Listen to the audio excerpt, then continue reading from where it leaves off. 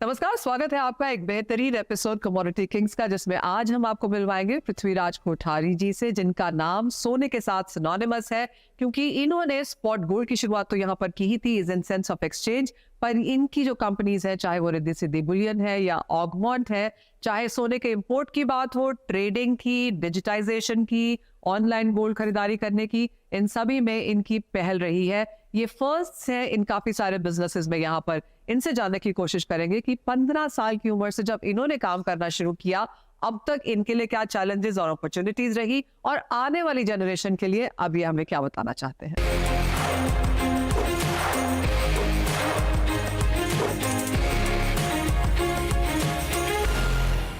कोठारी जी, बहुत शुक्रिया हमारे साथ आज समय बिताने के लिए। और ये कमरा कई तरीके के अवार्ड से भरा हुआ है, काफी सारी उपलब्धियां आपने अपनी लाइफ में यहाँ पर हासिल की हैं और आपके बहुत स्ट्रॉन्ग विजन्स भी हैं। लेकिन एक स्टेप बैक करके यहाँ से शुरुआत करते हैं। पहले यही जानना चाहेंगे कि आप सोने के बिजनेस में आए कैसे? Thank you Manisha ji. देखिए, सोने के बिजनेस में हमारा फैमिली बिजनेस था। जैसे हम लोग मनी लेंडर थे, हमारे पिताजी, तो gold silver, no doubt money lending में हम लोग गोल्ड सिल्वर रखते थे और वहाँ पे हम लोग कसौटी के ऊपर उसको चेक करते थे, और कसौटी पे चेक करने के बाद में हम लोग 70% 75% इंटरेस्ट पे हम लोग देते थे। तो उस बिजनेस के अंदर कुछ ऐसी तेजी मंदी नहीं थी। जैसे आपने 100 रुपये का रखा है तो 101 102 रुपया दे के वो लेके गए। तो हम लोग की फैमिली जॉइंट फैमिली थी, बड़ी फैमिली थी, 4 भाई सिस्टर थे। तो हम लोग, सबसे छोटा मैं था, तो बोले कुछ नया होना चाहिए, कुछ तेजी मंदी होनी चाहिए, तो कोई भी आदमी भी बैठ के रख सकता है, कर सकता है। तब हम लोग ने धीरे धीरे फिर उसको हम लोग जवेरी बाजार की तरफ गए। सबसे पहले मैंने पीके ज्वेलर्स करके नाम की एक अपनी प्रोप्राइटरी फर्म खोली थी, जिसमें हम लोग कस्टम्स के जो कॉन्फिस्केटेड जो होते हैं गुड्स, तो कस्टम उसको ऑप्शन करती थी। हम लोग गोल्ड सिल्वर वहाँ से परचेस करते थे और मार्केट में हम लोग बेचते थे। ये कितने साल की बात है? 91 की मैं बात कर रहा हूँ। फिर उसके बाद में स्पेशल इंपोर्ट लाइसेंस आए, जिसमें जो एक्सपोर्टर होते थे, एक्सपोर्ट हाउस, वही सिर्फ गोल्ड इंपोर्ट कर सकते थे, और कस्टम ड्यूटी जो पेड होती थी वो जो एक्सपोर्ट के डॉलर होते हैं उस पर कस्टम ड्यूटी पेड करते। ये सिलसिला, और प्लस एनआरआई के जो भी गोल्ड आते थे, हम लोग उसको मार्केट में बेचते थे। तो ये कितनी क्वांटिटी होती होगी? एनआरआई 42 पीस टीटी बार उस टाइम पे चलता था, 42 बार टीटी बार होता था। और कस्टम का कॉन्फिस्केट लास्ट काफ़ी सालों से जो कॉन्फिस्केट किया हुआ था, उसको वो लोग ऑक्शन करते थे। अभी भी ऑक्शन होता है, बट अब सिस्टम चेंज कर दिया। पहले कस्टम खुद करती थी, अब स्टेट बैंक के थ्रू होता है। तब हम लोग ने वहाँ से फिर एनआरआई का भी आता था। एनआरआई 42 किलो गोल्ड और 100 किलो सिल्वर लेके आते थे। तो माल हम लोग पीके ज्वेलर्स में परचेस करते थे और उसको हम लोग मार्केट में बिल से बेचते थे। ऐसे करते करते फिर 96-97 के अंदर गवर्नमेंट ने उसको ओपन कर दिया लाइसेंस को। तब हम लोग MMTC, major MMTC is the importer था उस टाइम पे, और इतना एडवांस नहीं थे, कोई टेक्नोलॉजी नहीं थे। हम लोग रेट भी वहाँ देखते थे, टेलेक्स के ऊपर हम लोग फिक्सिंग लेते थे और टेलेक्स के ऊपर कंफर्मेशन, लंदन फोन करके लंदन रहते थे, दुबई दिन में 100 बार हम लोग कॉल करते थे, क्योंकि इंडियन मार्केट के अंदर ऐसा कुछ था नहीं कि रेट, यहाँ पे तो सप्लाई डिमांड रहता, वहाँ पे रेट गिरता था। अगर रशियन बेचने आता था तो प्राइस गिरता था और यहाँ पे प्राइस ऊपर जाता था। तो ये मिसमैच था पूरा। और प्राइस हमें एमएमटीसी में बैठ के एक आदमी को बैठ के रखता था, प्राइस जो देखता था बताते रहना, टेलेक्स के ऊपर वो प्राइस लेता था और टेलेक्स के ऊपर कंफर्मेशन लेते थे, और पूरे टेलेक्स के ऊपर चलता था। तो इस तरह हम लोग वहाँ पे एमएमटीसी से फिर स्टार्ट किया। फिर हम लोग ने 94-95 में मूव किया जवेरी बाजार में कि नहीं, रिद्धि सिद्धि बुलियन करके अपनी एक कंपनी होनी चाहिए। उस टाइम काफ़ी हम लोग यंग थे और मार्केट में नए नए थे, तो रेपुटेशन भी हमें बनानी थी, क्योंकि नए लोगों से लोग काम करने में, और ये पूरा काम व्यवहार का है, ट्रस्ट का है। यस। और नो डाउट पहले जब बिजनेस करते थे तो ट्रस्ट नहीं होता था, चेक रिटर्न भी बहुत होते थे, कुछ ऐसा इंस्ट्रूमेंट जैसा नहीं था कि चेक बाउंस हो या उसका कुछ हो, तो बहुत सी प्रॉब्लम आती थी। तो हम लोग मेजर कैश सेल करते थे। उस टाइम पे कैश सेल हमारा 99% कैश सेल होता था। अच्छा। बट ट्रेड पूरा जेन्युइन होता था, जबान के ऊपर होता था, और आज भी सेम ट्रेंड ही है, आज भी जबान के ऊपर होता है। बट फ़र्क ये हो गया कि अब ऑनलाइन हो गया ज़्यादा मेजर। वहाँ से फिर शुरुआत की कि गोल्ड हम लोग इंपोर्ट करते थे एमएमटीसी के थ्रू और मार्केट के अंदर बेचते थे। सब लोगों को हम लोग ट्रेन करते थे कि किस तरह इंटरनेशनल प्राइस होता है, क्योंकि लोगों के पास में सिर्फ स्टैंडर्ड प्राइस क्या खुला कीर्तिका का करके हमारे छोटी सी ऑफिस के नीचे दुकान थी जिसके प्राइस ओपन होते थे। जैसे हैदराबाद सबसे पहले खुलता था मंडी 8 बजे सुबह, तो हैदराबाद से फ़ोन आते थे, काका आराम से 9 बजे दुकान में आता था, प्राइस खुलता था। और वो प्राइस खुलने के बाद में फिर हम लोग आराम से 10, साढ़े 10, 11 बजे आते थे। हम लोग इंटरनेशनल प्राइस के लिए सब जगह पे लोगों की दुकान में टर्मिनल्स लगा दिए थे, जिसका हम लोग पे करते थे। मैंने उस टाइम Y2K के पहले 2000 के पहले डिश लगाया था। डिश एंटीना से हम लोग प्राइस लेते थे सिंगापुर कंपनी से। तो वहाँ से लेके फिर हम लोग डिस्ट्रीब्यूट सब ज्वेलर्स के यहाँ पे जो भी ट्रेडर हमारे जो खास 20-25 लोग थे उनके यहाँ पे हम लोग स्क्रीन लगाते थे, उनको बताते थे कि कैसा ट्रेड होता है, कैसे इंटरनेशनल प्राइस होती है, कैसे ड्यूटी होते हैं और कैसे लैंडिंग कॉस्ट आती है और क्या मार्केट प्राइस है।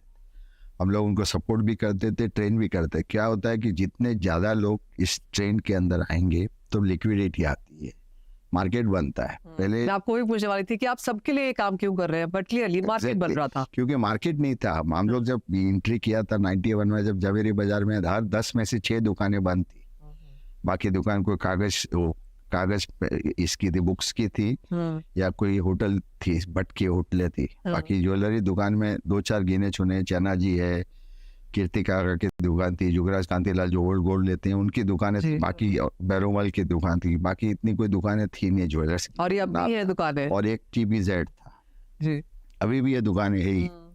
तो TBZ था बस, बाकी दुकानें सब कोई बंद थी, कोई बिजनेस दूसरे थे। क्योंकि 65 के बाद में पूरा मार्केट में, पहले 65 के पहले वायदा बाजार था, जब उस टाइम पे काफी डिमांड था। कॉटन एक्सचेंज के टाइम की बात कर रहे हैं आप। तो उस टाइम से मार्केट फिर 65 में जब FMC ने उसको बैन कर दिया वायदे बाजार को, तब उसके बाद कि मैं पूरा मार्केट सिनेरियो चेंज हो गया। 65 से लेके 91 तक पूरा मार्केट एकदम शांत हो गया था, क्योंकि इंपोर्ट नहीं था, जो भी कच्चे माल पे डिपेंड रहते थे और उसी माल को वो स्टैंडर्ड बना के बेचते थे, क्योंकि सोर्सिंग थी नहीं। 91 के बाद में जब चेंजेस हुआ, उसके बाद में धीरे धीरे हम लोग स्टार्ट हुए, स्क्रीनिंग किया। फिर उसके बाद में 2000 के बाद में फिर एक्सचेंज का हुआ कि भाई अभी और कुछ नया करना चाहिए, अब लोग ट्रेन हो गए।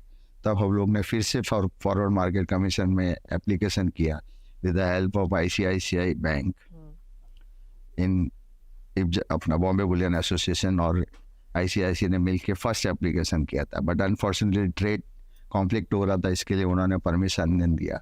In between NCDX, MCX, NCME और 2-3 एक्सचेंजें थी, उन लोगों ने मिलके उसको स्टार्ट किया जी। बॉम्बे बुलियन में पूरा सपोर्ट हमारे प्रेसिडेंट हुंडिया जी थे, उन्होंने, हम लोगों ने पूरा सपोर्ट MCX को दिया। MCX के अंदर उसको कॉन्ट्रैक्ट को लॉन्च किया, और कॉन्ट्रैक्ट लॉन्च होने के बाद में अपने देखा उसकी पूरे हम लोग ने डिटेलिंग उसके साथ में कॉमेक्स कॉन्ट्रैक्ट स्पेसिफिकेशन के हिसाब से मुझे याद है, कॉमेक्स के साथ में उसको कैसे उसका होना चाहिए, कैसे डिलीवरी पीरियड होना चाहिए, कौन से गुड्स आना चाहिए, कैसे गुड्स आना चाहिए, कैसे लॉजिस्टिक में होना चाहिए, हर एक चीज़ डिटेलिंग करके, ताकि किसी को भी प्योरिटी के अंदर इश्यूज न हो। एक्सचेंज में पहले यही बोला था, सट्टा क्यों ला रहे हो, लोग बर्बाद हो जाएंगे, ये हो जाएंगे। काफ़ी हमको नेगेटिविटी मिली थी उस टाइम पे, क्योंकि एक्सचेंज MCX प्राइवेट गिना जाता था और लोगों को उस टाइम में डर था कि अरे एक्सचेंज में कहीं क्लियरिंग नहीं हुई। पर कोठारी जी, मुझे तो ये भी याद है रिद्धि सिद्धि बुलियन का तो अपना स्पॉट प्राइसेस भी आप यहाँ पर निकालते थे। आई थिंक बाजार पहले उसको भी काफी स्ट्रांगली देखता था। वो हमने 2007 इस एक्सचेंज आने के बाद में किया। तो 2000 जब एक्सचेंज 3-4 में एक्सचेंज आई, उसके बाद में एक्सचेंज को लिक्विडिटी लाने के लिए हम लोगों को ट्रेन करते थे। काफी नेगेटिविटी होती थी कि ये सट्टा बाजार आप लोग लेके आ रहे हो, इसमें लोग बर्बाद हो जाएंगे। बट हम लोग कहते थे कि इट्स अ हेजिंग इंस्ट्रूमेंट। आप हम इसको ये नहीं करें कि आप इसमें स्पेकुलेटिंग करो, ये हेजिंग इंस्ट्रूमेंट है। अगर आपके पास माल पड़ा है और प्राइस इतनी फ्लैक्चुएशन होती है तो आपको रिस्क है, इधर आप प्रॉफिट कर सकते हो, इधर लॉस कर। बट हेजिंग इंस्ट्रूमेंट है जो आपका प्रॉफिट एक मार्जिन फिक्स हो गया। इसमें हम लोग धीरे धीरे उसको बिल्ड करते गए। हम लोग खुद गारंटी दे देते कि अगर आपके पैसा अगर कुछ हो जाए तो हमारी गारंटी आपको।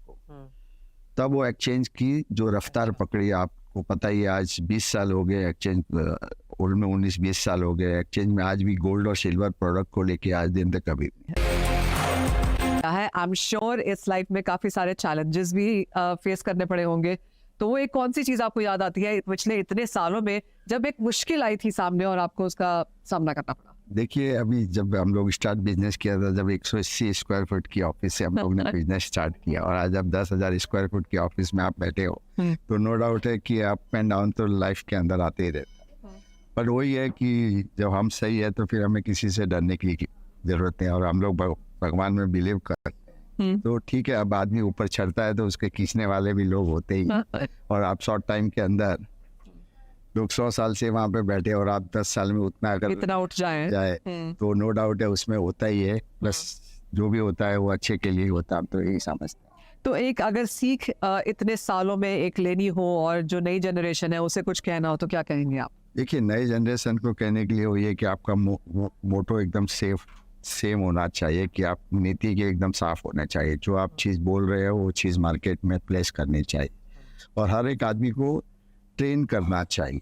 ऐसा नहीं कि मैं सीख के आओ तो मेरे तक ही सीमित हो। आप जितने ज़्यादा लोगों को फैलाओगे उतनी ज़्यादा लोग समझेंगे, लोग मार्केट में आएंगे, जॉब क्रिएट तो होता ही है, उसके साथ साथ में बिजनेस भी बढ़ता रहता है।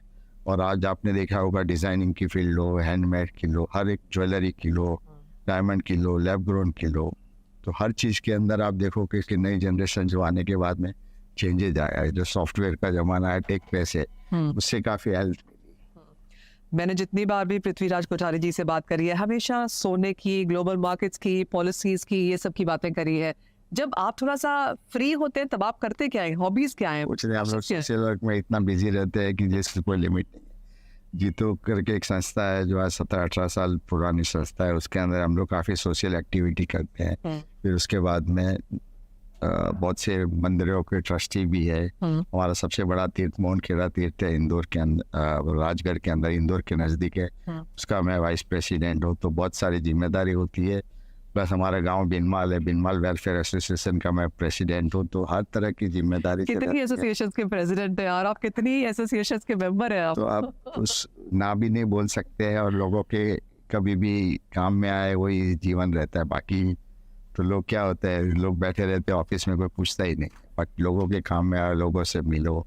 और खास करके हम लोग हर सैटरडे को या वीक हॉलीडेज के टाइम पे यूथ को हम लोग बुलाते हैं। नई नई टेक्नोलॉजी स्टार्टअप के अंदर हम लोग इन्वेस्ट करते हैं। स्टार्टअप से उनसे सीखने को मिलता है कि लोग क्या करें, क्या नया चेंजेज आ रहा है। तो इस तरह से हम लोग काफ़ी एक्टिविटी करते हैं। मुझे लगता है कि 35 से 40 स्टार्टअप में हम लोगों ने छोटा छोटा निवेश किया हुआ है, ताकि उसमें से और आइडिया निकलता है। नो डाउट स्टार्टअप अच्छा भी होता है, बैड भी होता है, बट हम लोग उसके अंदर कोशिश करते हैं कि उनको सपोर्ट मिले, और उनसे हमको सीखने को मिलता है। और जैसा सब कहते हैं कि सीखने की कोई उम्र नहीं होती है, वैसे हम लोग अभी भी सीखते हैं। आपने किस उम्र में काम करना शुरू किया था? आप शुरू से कर रहे थे? लेकिन शुरू से 15 साल की उम्र में मैंने काम, मेरे को 46 साल हो गए इस फील्ड के अंदर आके। और जवेरी बाज़ार में मैं 91 के अंदर एंटर किया था, तो ऑलमोस्ट 32 ईयर्स हो गया मुझे जवेरी बाज़ार। आज जब लोग इतना पहचानते हैं तो उस जवेरी बाज़ार की वजह से। और क्या फैमिली के बाकी मेंबर्स भी अब इसमें जुड़े हैं? अब हमारे पूरी जॉइंट फैमिली है, 4 जनरेशन हम लोग साथ में हैं, साथ में काम करते हैं। और हर एक का काम हम लोग ने डिवाइड कर दिया, इतना काम फैल गया है। Silver ETF, gold ETF, future trading, gold coin का तो है, कॉइन का है ये, फिर इंपोर्ट है, गोल्ड, फिर NBFC है, उसके बाद में हम डिजिटल गोल्ड है, SIP है। तो इस तरह की नंबर ऑफ वेराइटीज हो गई है। और अभी हम लोग प्लानिंग कर रहे हैं कि लैब ग्रोन ज्वेलरी का हम लोग अभी चालू करने की प्लानिंग कर रहे हैं। प्लस रिफाइनरी है। तो मतलब कोई अंत नहीं है यहाँ पे, अभी भी विजन बहुत लंबा है। तो लगता है कि एक लाइफ भी छोटी पड़ती है। तो कोठारी जी, अगर अगले 10 साल की अगर बात की जाए तो आपका क्या विजन है? देखिए, अगले 10 साल में हमारा एक विजन तो है कि एक जेमन ज्वेलरी पार्क जो हम लोग न्यू बॉम्बे के अंदर लेके आ रहा है, कि ताकि एक पूरा इंडस्ट्री एक जगह पे, it's one of the world का सबसे बिगेस्ट जेमन ज्वेलरी पार्क का एक है कि उसमें लोग एक जगह के ऊपर आए और बिजनेस करें। कोठारी जी, जिस तरह से आपने अपना बिजनेस बढ़ाया है और जैसे आपने हमें बताया कि अगले 10 साल में हम सिर्फ और बहुत तेज उन्नति की यहाँ पर बात कर सकते हैं, लेकिन अब जितना बड़ा बिजनेस है, क्या नंबर्स है, किस तरह का रेवेन्यू है, क्या स्पेंड है? देखिए, हमारे सब ग्रुप कंपनी का मिला के अगर आप देखोगे तो अप्रोक्सीमेटली 4 to 5 बिलियन डॉलर तक का रेवेन्यू होता है। अभी हम लोग एक्सपांड करने की कोशिश कर रहे हैं। Almost profit 100 CR plus profit का हम लोग होते हैं। और एक्सपांड काफ़ी करने में इसमें काफ़ी एक्सपेंसेस लग रहे हैं। लास्ट 2 साल कोविड का थोड़ा सेटबैक आ गया था, बट उसके बाद में जैसे जैसे खुला उसके बाद में रिकवरी अच्छी होगी। हम अपना न्यू बॉम्बे में भी नई रिफाइनरी आ रही है, हम लोग इन हाउस मैन्युफैक्चरिंग यूनिट भी बना रहे हैं जो कॉइन और इसके लिए। और अभी हम लोग प्लानिंग कर रहे हैं कि मैं move to the abroad, international market के अंदर हम लोग मूव करना जा रहे हैं, जिसमें जो डिजिटल गोल्ड है, SIP है, ETF टाइप गोल्ड है, उसको हम लोग कोशिश कर रहे हैं कि वो उसमें जाए और वहाँ पे भी मार्केट काफ़ी एक्सपांड हो रही है। और नो डाउट जैसे जैसे इंटरेस्ट रेट बढ़ते जा रहे हैं तो हर कंट्री के अंदर फ्लक्चुएशन है। टर्की मार्केट को हम लोग देख रहे हैं, चाइना मार्केट को देख रहे हैं, हांगकॉन्ग में ऑफिस करने का प्लानिंग कर रहे हैं। अब हम लोग एक्चुअली सिंगापुर में ऑलरेडी हम लोग आदमी को भेज दिया है, तो हम लोग वहाँ पे भी चालू कर रहे हैं। तो इस तरह हम लोग अभी एक्सपांड करने की ग्रुप कंपनी कोशिश कर रही है, क्योंकि समय के साथ में हमें चेंज होना पड़ता है, जैसा हम फिर पीछे रह जाए। सो अगर वही अगर समय के साथ चलना है, एक विजन देखना हो, तो यहाँ से 10 साल बाद आप सोने को किस तरह से देखते हैं इंडियन मार्केट्स में? क्या जैसे हम अभी सोना खरीद रहे हैं, इंपोर्ट कर रहे हैं, क्या ऐसे ही ये चलते रहने वाला है, या आपको लगता है कि बिहेवियरल पैटर्न स्पेशली मिलेनियल्स के साथ, जेनजी के साथ यहाँ पर बहुत बदल जाएगा? देखिए, गोल्ड का ट्रेंड अगर आप देखोगे तो जो हिंदुस्तान में लास्ट 4000 साल से 400 साल से तो हम जो पढ़ते आ रहे हैं उसमें चेंजेस कोई चेंज नहीं है। पर आपने यहाँ पर लैब ग्रोन ज्वेलरी की बात भी करी, वहां पर क्या व्यू है, ये कैसी दिखने वाली है? क्योंकि लैब ग्रोन डायमंड्स तो अभी हम बात कर रहे हैं, लेकिन लैब ग्रोन ज्वेलरी ये मैंने अभी नहीं देखिए, लैब ग्रोन डायमंड का जो आप प्रोडक्शन जो है, इन्वेंट्री इतनी बढ़ती जा रही है। अब वो इन्वेंट्री को आप क्या करोगे?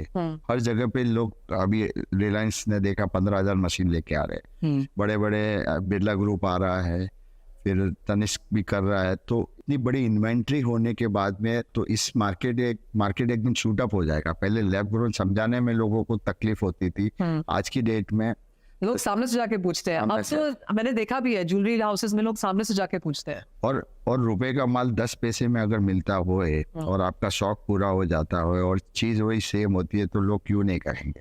इन्वेस्टमेंट पर्पज है प्लस शौक का शौक ही है। ऐसे भी डायमंड ज्वेलरी को आपको बेचने कोई जाता है नहीं। तो एक तरह का ये लैब ग्रोन बनने से जो इफेक्ट आया है जो नेचुरल डायमंड, वो मेन इफेक्ट इसी चीज का है। जैसे US के अंदर इसका चलन अच्छा है, चाइना में, और अब धीरे धीरे इंडियन में भी बड़े बड़े ज्वेलर्स जैसे बलवार है, तनिष्क है, वो भी अभी चालू कर रहे हैं। तो हम लोग ने भी प्लानिंग किया है कि हम लोग भी इसको मास बड़े स्केल के ऊपर लैब ग्रोन ज्वेलरी में आने का प्लानिंग। और हर एक का एक शौक होता है। आपका क्या है? कपड़े हैं, वॉचेस है, जूते हैं? देखिए, मेरा कोई शौक नहीं है ना, मुझे घूमने का शौक है। जो भी मेरी खरीदी होती है जूते से लेके नहीं, मेरा बच्चा करता है, लड़का करता है, वही मेरी परचेजिंग करता है। मेरे से कभी पैसा छूटते नहीं है और मैं खरीदी करने नहीं सकता। सबसे बड़ा वो ठोस चीज है कि पैसे छूटते नहीं है। देखिए, क्या है ना, जो लोग ब्याज गिनते हैं ना, उनसे कभी पैसे छूटते नहीं है। मेरा मंत्र है कि जो लोग ब्याज गिनते हैं वो कभी उनसे पैसे छूटते नहीं है। तो नो डाउट है, जो अभी आज यंग जनरेशन है उनको लगता है कि ये नई नई चीज है, तो वो लोग ही खरीदी करके लाते हैं। ना मैं कभी सिलाने नहीं जाता और ना मैंने कभी कपड़े परचेज करने नहीं जाता। बहुत शुक्रिया कोठारी जी हमारे साथ समय निकालने के लिए।